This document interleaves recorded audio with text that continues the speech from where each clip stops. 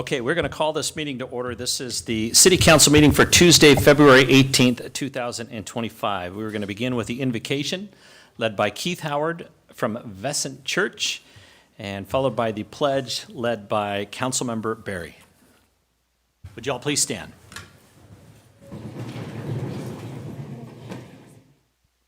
Thank you, Mayor, members of the council. Let's pray. Our most gracious Heavenly Father, we come to you in the name of our Lord and Savior, Jesus Christ, whom Scripture tells us his title is far above all rule and authority and power and dominion. What an honor it is to pause as we start our meeting tonight. We know that your prophet Jeremiah, some 2,500 years ago, understood the importance of city government, instructed us to pray for the welfare of our city. So we truly do that right now in this moment. We give thanks for our leaders. I pray that the work tonight would truly be enjoyable, that we would celebrate the uniqueness of Buckeye. Let wonderful new dreams begin tonight and some mature dreams come to fruition. I pray that you keep our city safe and let us conduct business in a way that honors you and honors every individual. I ask all of this in the beautiful name of our Lord Jesus. Amen. Amen.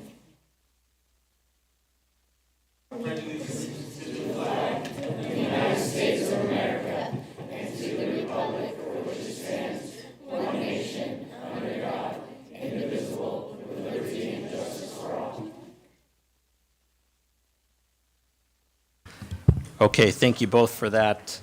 We will move on to the roll call, please. Councilmember Yonker is absent. Councilmember Barry. Here. Councilmember Goodman. Present. Councilmember Hegestad. Councilmember Beard. Here. Vice Mayor Hustis. Here. Mayor Orsborn. Present. Thank you very much. Item number 2 is comments from the public. Members of the audience may comment on any non-agenda item of interest. Do we have any speaker request cards? There are no speaker requests. Okay, anybody from the public wishing to speak? Seeing none, we will move on to item number 3, awards, presentations, and proclamations. And I will proclaim February as Career and Technical Education CTE Month in the city of Buckeye. And I would like to start by inviting up to the front here Apple Archer, and two students, I think 2 friends, right? Moral support, coming on up. Meet me right up front here.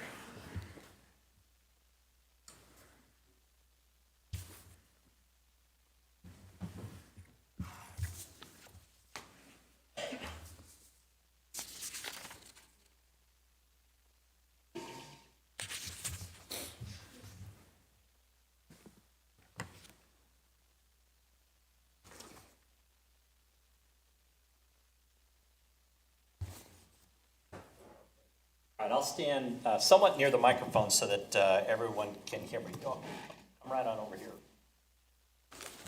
We'll kick this off. All right, well, thank you for joining us tonight as we celebrate Career and Technical Education Month here in the city of Buckeye. Career and Technical Education plays a vital role in preparing our students for success in the workforce and beyond. And to start, I'd like to invite one of our CTE students to share their perspective, Apple Archer. Apple is a first-year student in the Southwest West Mech Veterinary Science Program. Apple sent a fantastic letter to my office about the many benefits of CTE, and I thought it was the perfect fit for tonight's ceremony. Rachel, you're going to read your letter? Yes, so if you would, come on up.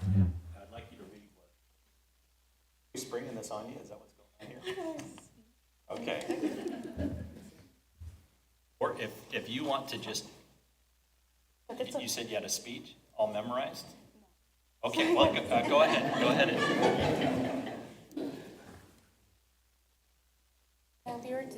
Dear Mayor Orsborn, I hope you're doing well. My name is Apple Archer, and I'm reaching out to represent my HOSA chapter As a first-year student in the veterinary science program, and as their reporter, I would like to share how important and valuable career and technical education programs are. Specifically, how hosting the veterinary science program has been for me and many other students here at Buckeye. As someone who's been directly involved in these programs at the Southwest Westmed campus, I can tell you firsthand how valuable they are in shaping our next generation of professionals. I'm lucky to have had the opportunity to learn from Mrs. Garza, who is not only an amazing teacher, but also a veterinary technician with years of hands-on experience. Her real-world knowledge and teaching style has been a game changer. Thanks to her, I've gained a deeper understanding of veterinary science, and I feel more prepared than ever to pursue a career in this field. Mrs. Garza's mentorship, combined with the resources provided by our campus, has made a huge difference in my education. As you're probably aware, there's a growing demand for skilled workers in fields like veterinary science. This program provides students like myself with the tools to succeed by offering hands-on training, valuable certifications, and exposure to real-world challenges of the industry. At the Southwest Westmed campus, we're gaining not just academic knowledge, but also valuable skills that will help us thrive in the workforce. I truly believe in the power of these programs, and I'm asking for your support to ensure they continue to grow and evolve. Whether it's more funding, partnerships with local businesses, or community outreach, the goal is to make sure students have access to these life-changing opportunities. Expanding and supporting these CTE programs means we're investing in future workforce, not just in veterinary care, but in healthcare, technology, and other fields. It will be essential for Buckeye's continued growth. I'd love to discuss how we can keep these programs thriving in our community. Thank you so much for your time and for considering the impact of these initiatives. I look forward to hearing from you.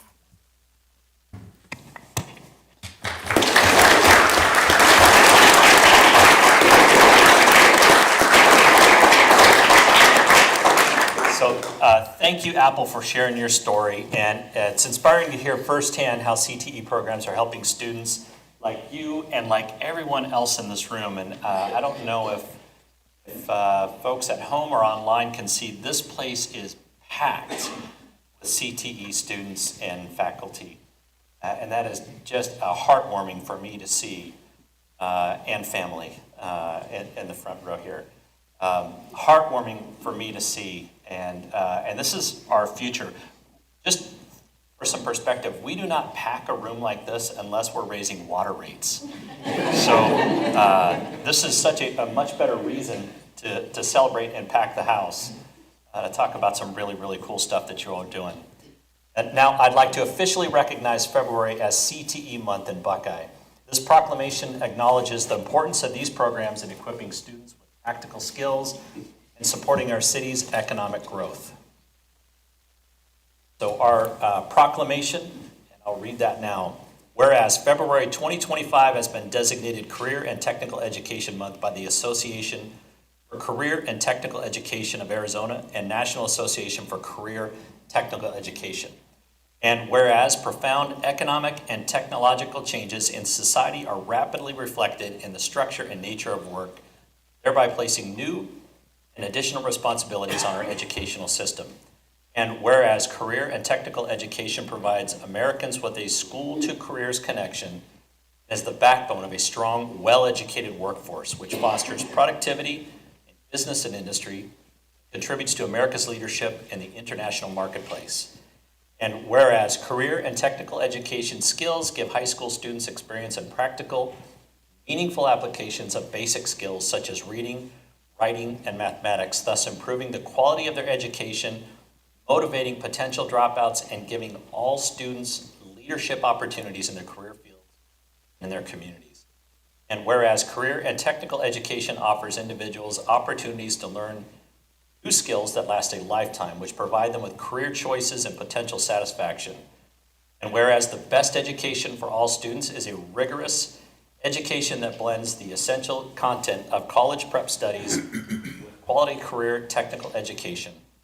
And whereas the ever-increasing cooperative efforts of career and technical educators, business and industry stimulate the growth and vitality of our local economy and that of the entire nation by preparing graduates for career fields that are forecasted to experience the largest and fastest growth in the next decade.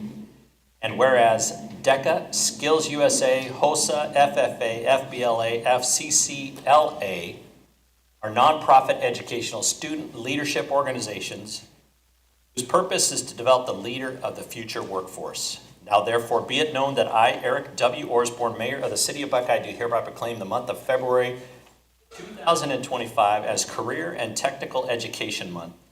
The City of Buckeye, given under my hand in these free United States and the City of Buckeye on the first day of February 2025, to which I've caused the great seal of the City of Buckeye. Thank you.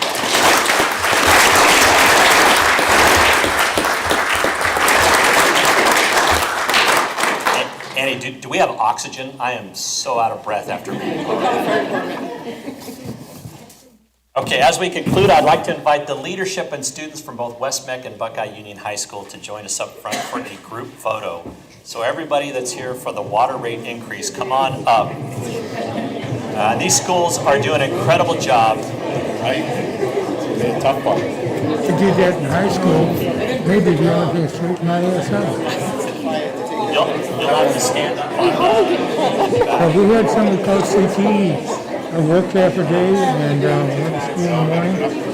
Worked in the plant in the afternoon. Good. Cow.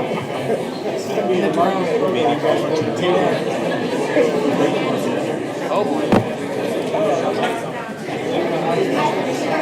Mayor, hold up the proclamation.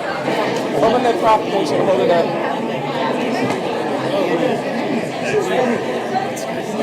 Can I get a hug? Yeah. I need everybody to, there's plenty of room in the back to get it. You guys keep.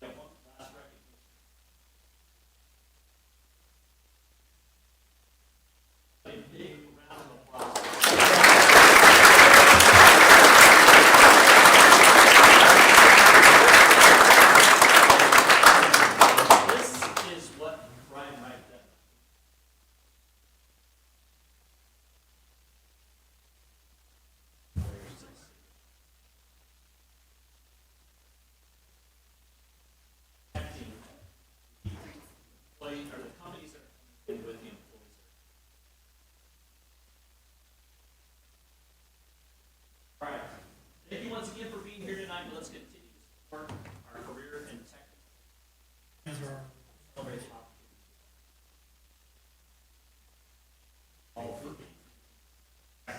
Sit down.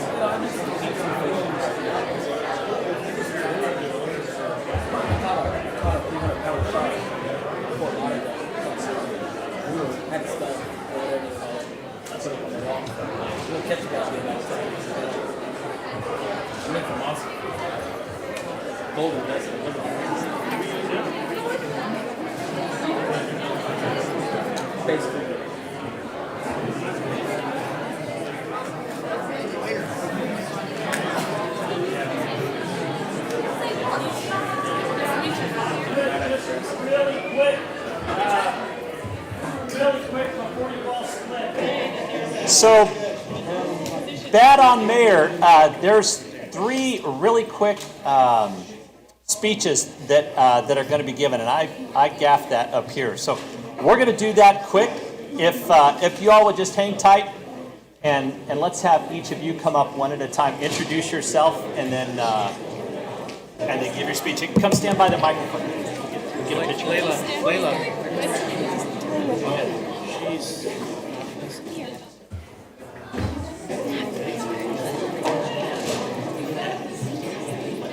Can we get you guys to go to give your speech from opposite over here so we can hear you? The microphone will pick you guys up really quick, better over there. You can all go together still. On the other, come all the way. And that way the microphone will pick you guys up really quick.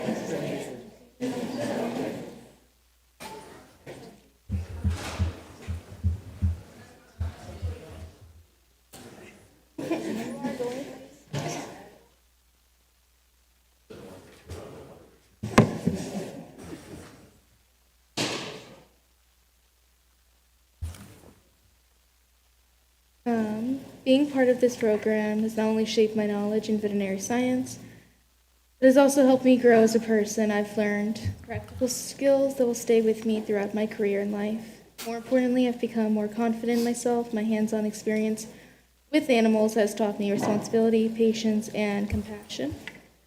Through learning real-world veterinary practices, I've developed a sense of how to handle pressure in real situations, all of which are crucial for my future in this field.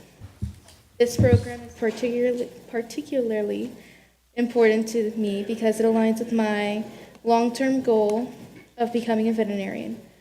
Not only has West Mac's veterinary science program given me valuable insights into the industry, but it has also helped me discover various veterinary pathways I can take to achieve the goal. Exposure to industry professionals and real-world practices has confirmed my desire to pursue in this field. And I feel I've already gained a head start on my career journey thanks to this program. In addition to the technical skills, the program has also made me a more professional individual. I've learned how to communicate effectively with others, handle different situations professionally, and demonstrate respect in all my interactions.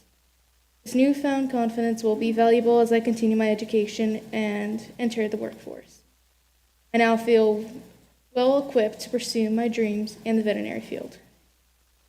I would now like to introduce another student who, just like me, has found the CT program to be a beneficial and remarkable opportunity for high schoolers. It is Valerie.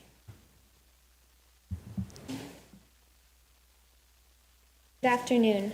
Thank you for taking the time to listen to my story. My name is Valerie Michael, and I'm a proud student of Buckeye Union High School and West Mac. I am also the president of the Southwest Campus Vet Science Hosted Chapter. I'm here today to share how career technical education programs have played a crucial role in shaping my career path and helping me become the person I am today. As a student, I was fortunate enough to be selected into the vet science program through WestMech and the agriculture program at Buckeye Union High School.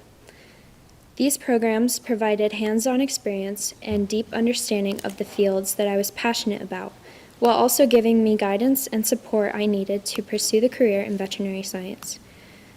Through the vet science WestMech program, I was able to gain real-world skills and not only expand my knowledge on the animal care, but also give me the confidence to pursue veterinary school after high school. The curriculum combined with the endless opportunities to serve our community opened doors I never thought possible and helped me realize my dream of becoming a veterinarian. This year, I was fortunate to participate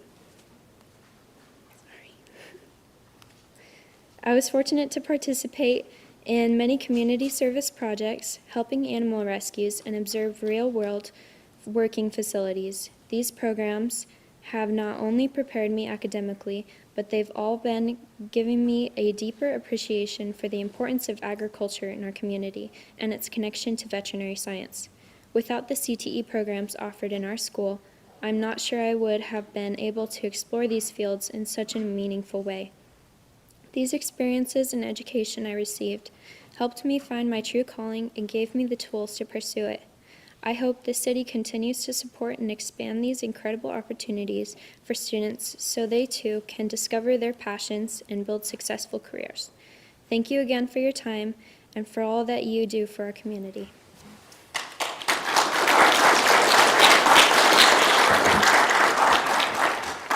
Good evening, everyone. My name is Evelyn Larios, and I am currently a student in the veterinary program at WestMech Southwest campus, and I'm also the vice president for our HOSA chapter. When I first joined WestMech, I only had a vague idea of taking care of animals, like what it was like. This program changed my perspective on the veterinary career through hands-on experience, industry certifications, use of veterinary equipment, job shadowing at a vet clinic, and getting to be a part of a surgery. It has taught me responsibility, teamwork, and the importance of compassionate care. I am now confident in my ability to pursue a career as a veterinary technician or even continue my education to become a veterinarian. WestMech has not only brought up my confidence, but my peers accompanying me today as well. We never imagined being given an opportunity like this to be here, standing on a podium, talking to the city of Buckeye. CTE programs help shine a light on students' future and the career they choose. These programs help students who have a passion for a specific profession or just don't know what to do by giving them the knowledge, experience, and connection to better prepare themselves for the real world. Thank you, everyone, for your time. And now to conclude, I welcome back Apple.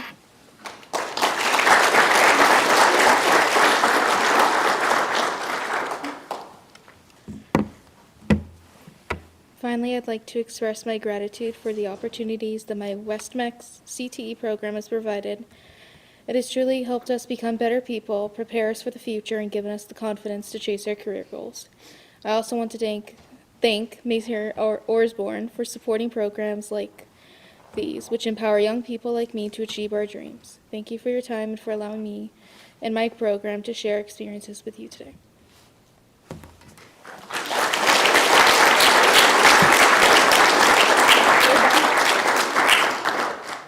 Okay, great job. Thank you all for coming and sharing, and we're really excited for you and your future. Thank you.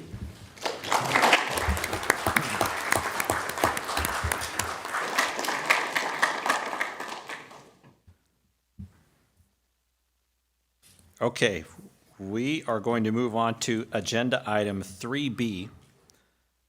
Council to receive an independent auditor's report of financial statements from Heinfield Meach and Company, PC Heinfield Meach, in the form of an annual comprehensive financial report or fiscal year ended June 30th, 2024, as required by ARS 9-481. Mr. Bill Coppy. Mayor, council members, nothing clears a room like a good financial report. That's right. See how people are running for the door? somewhere behind me, Jill Shaw with Heinfeld Meach is here to give the update on our annual audit. Before she gives an update, I'd like to kind of go over just a little bit of information about our ACFR. It's a standard report, which means that when you compare the city of Buckeye to any other city, actually in the country, the format is basically the same. And the reason for that is, potential investors, bond rating companies, they like to be able to look at a financial report and see the consistency between one report to another to kind of determine, how strong the city is financially compared to cities of comparable size. So it's not like a budget book, which every city looks different. This one is basically, it's a very standardized report, and Jill will go in a little bit more detail. The report was prepared in accordance with governmental accounting standards, which I'm sure you all are very familiar with. Also, it is required, like Mayor said, it's required per state statute. Typically, we'll come to council a little bit earlier in the year. Typically, we want to try to get to council in December. This year, we had a prior year audit finding that we actually were able to take care of, eliminate. As a result, we actually finished our report a little bit later than we anticipated, but next year we should be back before council sometime in December for your review and acceptance. But let's kind of hit a couple of the highlights, and Jill's going to go over this in a little bit more detail. So our net position, a little bit of our accounting. Basically, this is citywide, so this is all assets minus liabilities equal net position. So right now, we're just under $1 billion for our net position. So as you can see, from 2019 to 2024, the growth has continued. This is one of the areas where a lot of the bond rating companies, and especially the investors who purchase, whenever we go out for a bond issue, they purchase our bonds. This is the kind of information they look for. They look for that growth, that steady growth year after year. On this slide, it's just the governmental funds, which is basically general fund, everything but the enterprise funds. And you can even see from here, we started off in 81 million back in 2019 to right now $214 million. So it's steady growth. Hopefully it'll continue, but right now you can just see it's year after year, we have increased our fund balance. So the independent auditors report, again, Jill will be talking about this. Right now it's unmodified opinion. Doesn't sound the best, but that is a clean opinion. That's the highest opinion that you can receive. There was no significant deficiencies on any internal controls. We complied with the state legal compliance. Single audit, which is required every year, it has been completed. There's no issues and any of the prior issues have been resolved. And then our expenditure limitation report, which basically, through the budget process, it sets what our annual expenditure limitation is. Through the annual audit, basically, it makes sure that we didn't exceed that dollar amount. So again, it's a clean opinion, no deficiencies, and the financial strength of the city continues to grow. With that, I'll just turn it over to Jill and have her go through her report.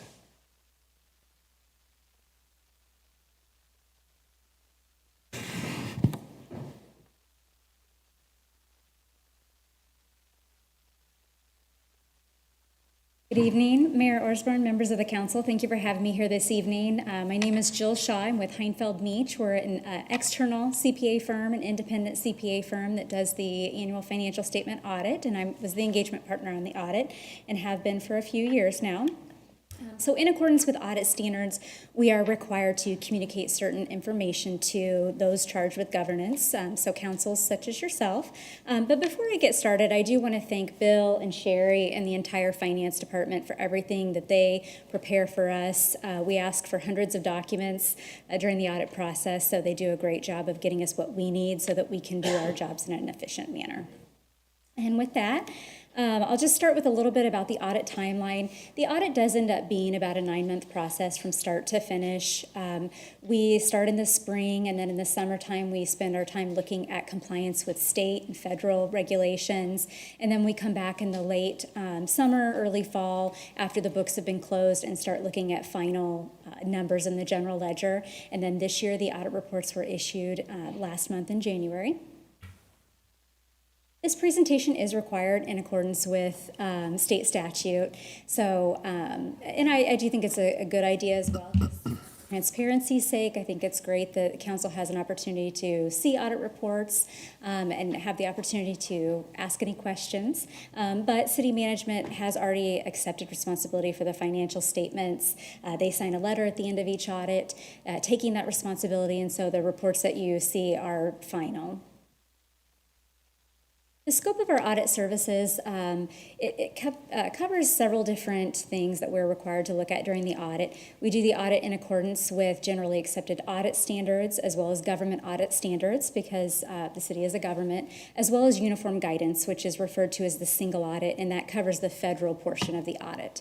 In addition, we also audit each of the 7 CFD reports and issue separate reports on those individually. We provide an accountant's report on the annual expenditure limitation report, as well as a report on compliance with HERF expenditures and making sure that those expenditures are spent in accordance with state statute.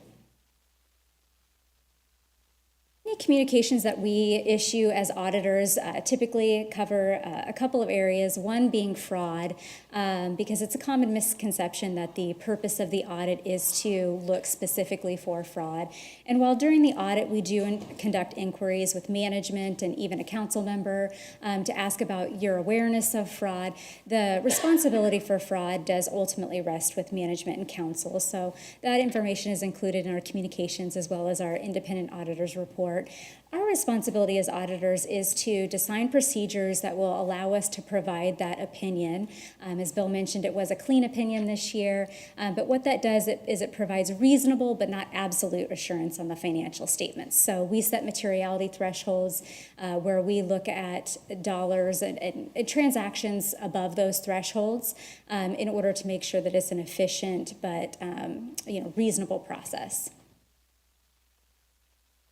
We are required to let you know that there are some estimates in the financial statements. The biggest estimate in the city's financial statements is due to the pension plans, so ASRS, PSPRS, and that's very consistent with every other city in Arizona. We are also required to let you know if we have any audit adjustments. If we have what we call audit adjustments that are made, where we identify errors in the financial statements, but then we also have what we call past audit adjustments. So I'm happy to report that we didn't identify any material errors in the financial statements. We did identify a few things that fell into this category of past audit adjustments. So these are amounts that are immaterial to the financial statements, and management keeps an eye on these items and in the future may record those. There are some assets related to pension benefits, post-retirement benefits that are actuarially determined that aren't recorded in the financial statements, as well as liabilities related to long-term technical or technology agreements. So these are items that management is keeping an eye on, may record in the future, but they are immaterial. And it's also important to note that these amounts also are recorded in what's called the government-wide financial statements. So these adjustments don't affect the day-to-day operations of the city. They're not included in the general fund. They're only included in the government-wide financial statements because they're of a long-term nature. Some other requirements or other things that we're required to communicate are if we had any disagreements with management over the application of financial accounting principles or audit matters, we would be required to tell you about those, and I'm happy to report that we had no such disagreements. Management did sign the letter at the end of the audit taking responsibility for the financial statements. And as independent auditors, we do just continually assess our independence to make sure that we are doing an audit and we're not providing other types of services that could impair our independence and essentially be auditing our own work. Just some highlights of the report. As Bill mentioned on page 1, the independent auditor's report did provide an unmodified opinion known as a clean opinion. So that says that we did not identify any material errors in the financial statements. Some other notable areas are management's discussion and analysis, which talk about why the financial statements increase, decrease, why revenues went up, those sorts of things. On page 17 is the financial statements that we audited that come from the city's underlying general ledger. Page 33 are the notes to the financial statements that just give some more detail behind those numbers. And then page 121 starts the statistical section. This section is actually a part of the report that's not audited, but it does provide some good 10-year trends. So you can see kind of like the chart that Bill had up there, just the trends in revenues, the trends in net position over the last 10 years. So it tends to be a more interesting section. Some highlights of the single audit report. So this is the part of the audit that's required for federal purposes because the city spends more than $750,000 in federal awards. If we had any significant deficiencies or material weaknesses in internal controls that we noted, they would have been reported in this section of the report. So I'm happy to report there were no such internal control weaknesses that we noted. We do rotate which federal programs we look at each year. This year we audited the aging cluster that comes through the Arizona Aging Council. This city is now also considered low risk for federal audit purposes because they've had clean audits and timely audits the last 2 years. And as Bill mentioned, there was an audit finding reported in previous audits that has been corrected. And so this year's audit report reflects that, and that's great news. So just some final comments. Again, management and staff were very cooperative and helpful during the audit process. The audit is meeting all state and federal regulatory deadlines. The deadline isn't until March 31st, so city is well ahead of that deadline, and that's always a great indication of how an audit went when it's filed on time. And it was also met the deadline for the GFOA Certificate of Achievement and Excellence in Financial Reporting. So that's another great sign. But with that, I'd be happy to answer any questions you have about the audit reports or audit process. Okay, any questions from council? I'm seeing none. Jill, thank you very much. Comment. A comment. Yeah, just, again, this is, I think our primary role as city council people is our fiduciary responsibility for the taxpayers' funds. And this is just a testament to how well we are doing with those things. So, Bill, congratulations to you and your team for continued good work. Thank you, Councilman. Thank you.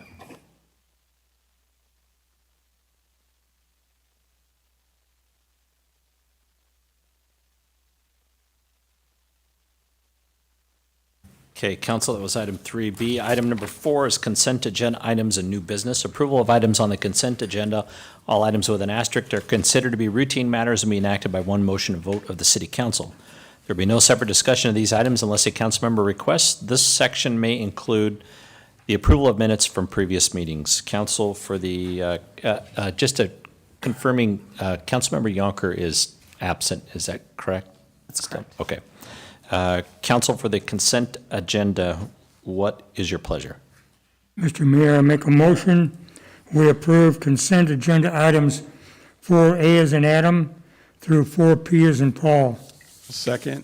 I have a motion for approval and a second for the consent agenda. All in favor, say aye. Aye. And opposed? And consent agenda passes.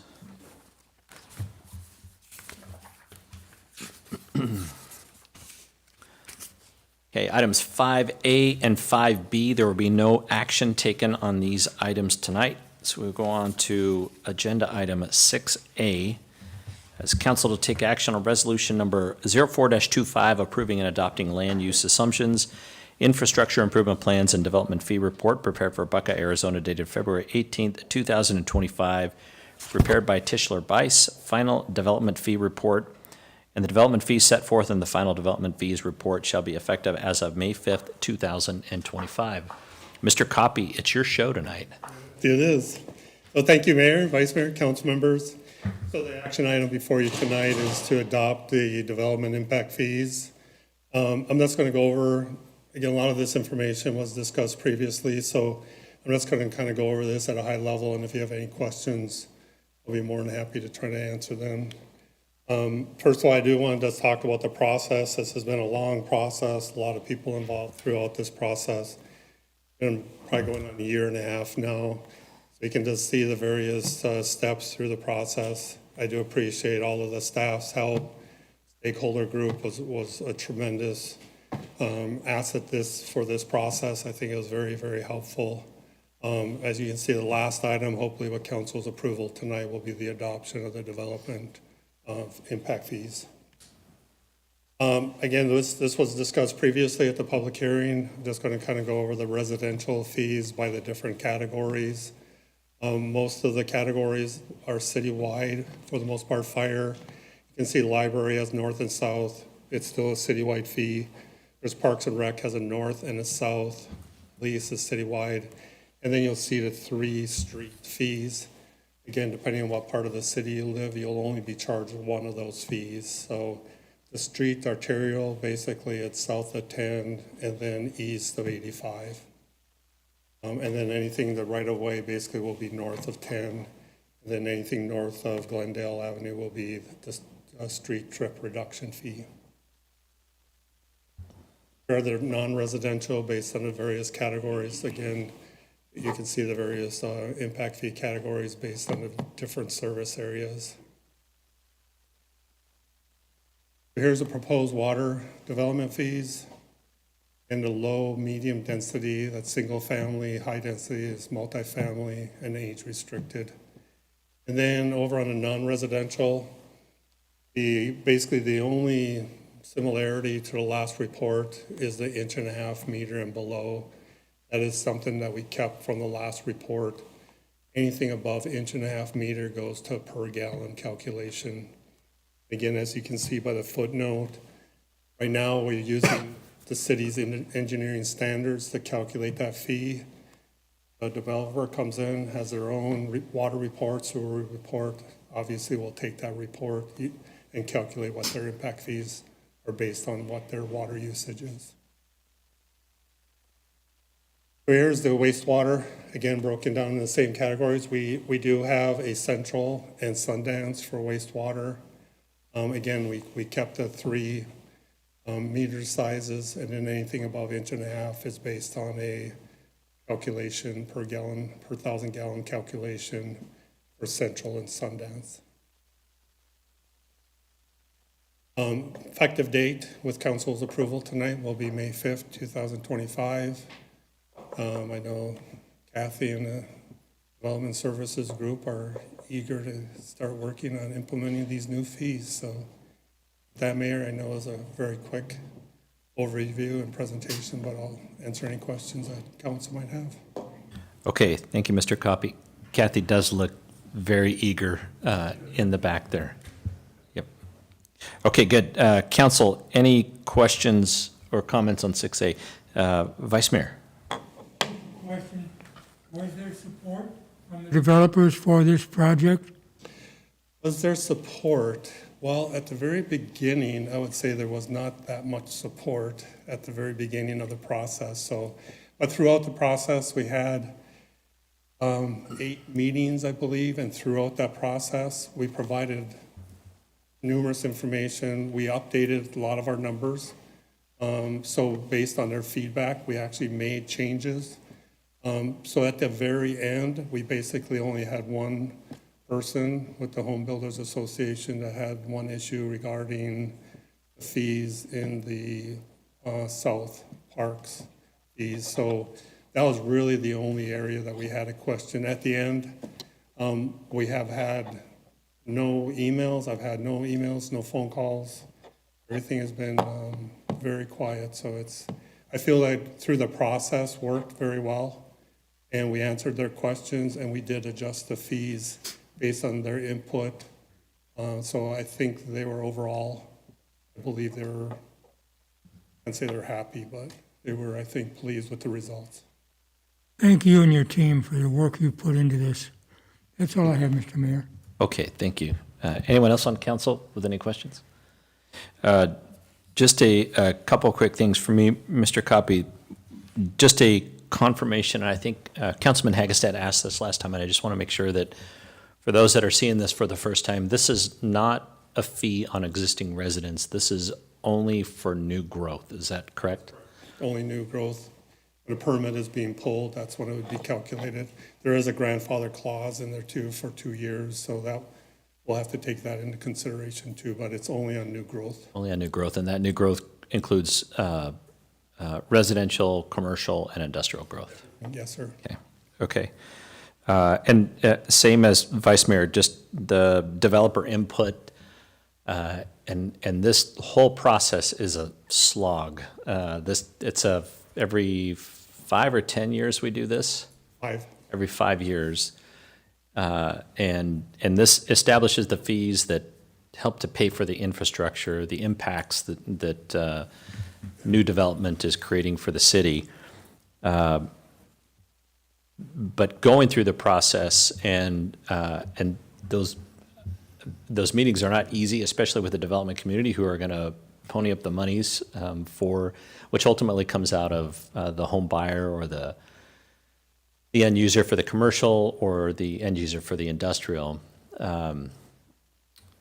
But just want to say how much we appreciate, one, the developers taking the time to give their input, and then staff being open to listening to maybe a slightly different perspective on things, because that doesn't always go that way, and it usually ends up in a really big fight and lots of phone calls to elected officials. Yeah, I just want to add though, especially in the early in process when we're looking at our growth assumptions, they really came with some good comments and a lot of insights that we went back and looked and that really helped bring the numbers down, calculate the numbers. We really looked on the input and comments from the developer group, stakeholder group, but also we met with each of the master developers too and got their feedback on what they see is going to be happening in the next 5 years within their development also.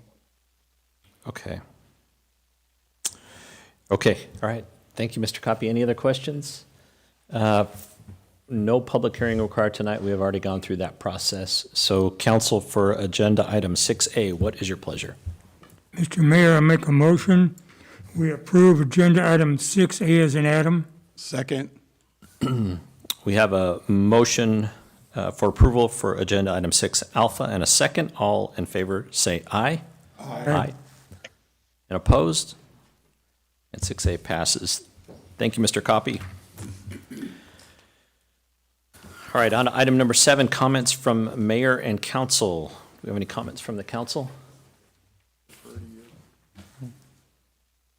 I'm not sure if there's anything to talk about, but I may be able to come up with something. Sarah, can you load up my vacation pictures from last summer? Just wanted to talk a little bit about the 2025 Buckeye Airfare from this last weekend. That was a huge success. We had an estimated 36,000 attendees, and that's a 20% increase over last year. Miranda tells me I cannot round that up to 50,000. But that amount of people that have come out to the airport over the course of the 3-day event is just incredible. Sarah, you can go on to the next slide. These are just some of the photos. I can sit up here and talk about it all I want, wave my hands around and do plane motions and everything else, but I think pictures speak so much louder. We had an aviation academy where we hosted 2,000 school-age children. It was our Field Trip Friday, where they were immersed in science, technology, engineering, arts, and math surrounding the field of aviation. To the extent they had escape rooms where kids would go in and they had to solve either an aviation problem in one area or a space problem in another, or just an engineering problem in a different area in order to get out of the escape room. There may still be kids in the escape room. And of course, an incredible air show. And then next slide. Our partners at the Aircraft Owners and Pilots Association hosted a sold-out exhibit hall and filled the ramp with aircraft displays. And this is an example. They had two, that previous slide is two venues they had. This one where they're talking about safety forums and discussing with pilots how to become a better pilot. And then the second was a industry forum where they would talk about the latest and greatest in items for aircraft. And then on to the next slide. They have AOPA, our partners have refurbished this 1958 Cessna 182, and they give away a plane every 18 months. They had that out here at our air fair showing that off. And then on the next slide, this is an example of the giant white tent that we have out there that is a hangar. Next slide, the Arizona Military Vehicle Collector Club returned this year with a huge showing of military vehicles, adding a valuable piece to the event for attendees to browse. And this was a pic that I had captured on Friday. This is some of the school children that are out there getting a real-world example of what it was like in World War II, and that was just an incredible opportunity for them. Lots of volunteers, lots of planes on the ramp showing different career choices that are opportunities in aviation, general aviation moving forward. Many of those will be out at our airport as we continue to grow it out. We had more than 120 volunteers contributing 1,070 hours toward preparation, and this includes Buckeye PD cadets, members of the Buckeye Youth Council, fire cadets, and city staff. And sponsors helped to provide this event for the community with over $200,000 in cash and in-kind contributions. The event's highlight was the night air show, which featured planes, fireworks, and the first ever drone show. And the responses from the public, the exhibitors, the sponsors, and participants have been overwhelmingly positive. This is the photo in front of the B-25 of the air performers and the team that put on the entire airfare. And the last, this is one of the photos that was captured. That may look like it's photoshopped, but that is the B-25 caught perfect time with fireworks behind, and then the drone show that was put on Saturday night. I just want to say I could not be more proud of our staff and the team and what they put together. It is an absolute world-class event, and we went, Miranda, it was probably 10 years ago now, to Sun and Fun with the idea of, hey, we could grow this into some kind of an event like Sun and Fun, which attracts a couple 100,000 people, thousands of planes fly in, and it has a $90 million economic impact on the community. But more importantly, that money goes to further careers and career development and all of that CTE stuff that we listened to. As the meeting started tonight, there are incredible opportunities in aviation for aircraft and power plant mechanics, for avionics, for air traffic control, which does not require a college degree, and then being a pilot. Dan, I want to thank you for this. It was something that we were doing before, and when you came in and saw, I think your first year, I think you were a little bit suspect initially, and after your first year said this is a great event that we should take to that next level, and your support and what you've allowed staff to do has really taken it to the next level. So thank you for all of that. Community Services Department, I cannot say enough good about what was going on there. It was all hands on deck from them for the entire weekend. And just about every department had a touch in the airfare. Public Works did an outstanding job. Even when everything was done and everybody was gone home, and Tina couldn't make me go home, I was sitting out there watching sweepers go up and down the runway late at night, cleaning up from the event. So we know that Public Works played a massive role in this. Police did outstanding work. Our fire department, and one of the things that was really cool is listening to people that are coming in from all over the country and talking about the way our culture is here in the city of Buckeye, and how our police and fire can exist in the same room, and it's not like dogs and cats, but it's a public safety team that is making stuff happen.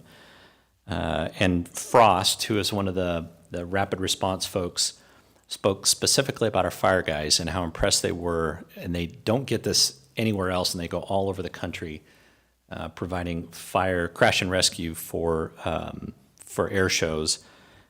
Spoke glowingly about the fire department, and there weren't any egos. They were eager to learn, and it was just a tremendous experience for them. We want to thank Luke Air Force Base that provided flyovers on both Friday and Saturday. And for them, I think they almost admitted that their air show is not as good as our air show. And our great, great friends at Aircraft Owners and Pilots Association. We could not be doing what we are doing out at our Buckeye Airfair without AOPA being a partner, and we are incredibly grateful for them. Just an outstanding weekend all in all. I think they were very happy as well. So thank you, staff, for putting that on. I know just about every single department had a piece in what was going on. Okay, on to item number 8, City Manager's Report and Summary of Current Events. And Sarah, thank you for displaying the slides. Nothing this evening, Mayor. Thank you. Okay, thank you. Thanks for letting me ramble on. That was all your words there, but yep. Okay, item number 9, proposals for future agenda items. Any from council? I'm hearing none. Item number 10, with nothing else, we are adjourned.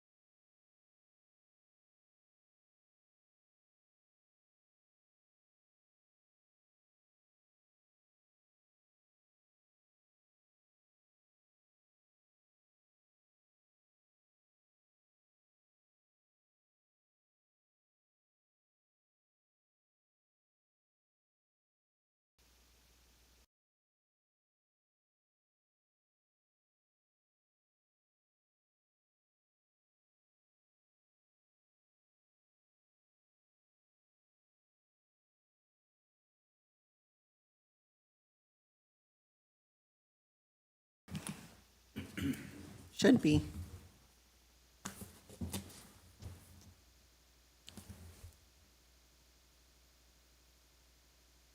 Okay. All right. We're going to call this meeting to order. This is the City of Buckeye Joint Community Facilities District's meeting for February 18, 2025. Can we have the roll call, please? Board Member Yonker is absent. Board Member Berry. Here. Board Member Goodman. Present. Board Member Hegestad. Here. Board Member Beard. Here. Vice Chair Hustis. Here. Chair Osborne. Present. Thank you very much.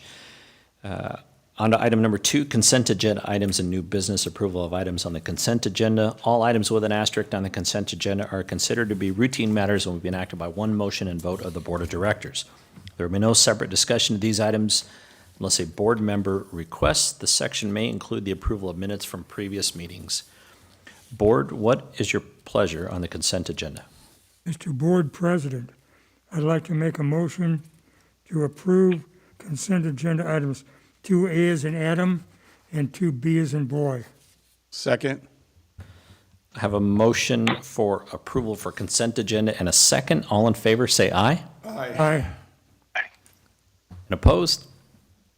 And the consent agenda passes unanimous. Item number 3 is comments from the public. Is there anybody from the public wishing to speak?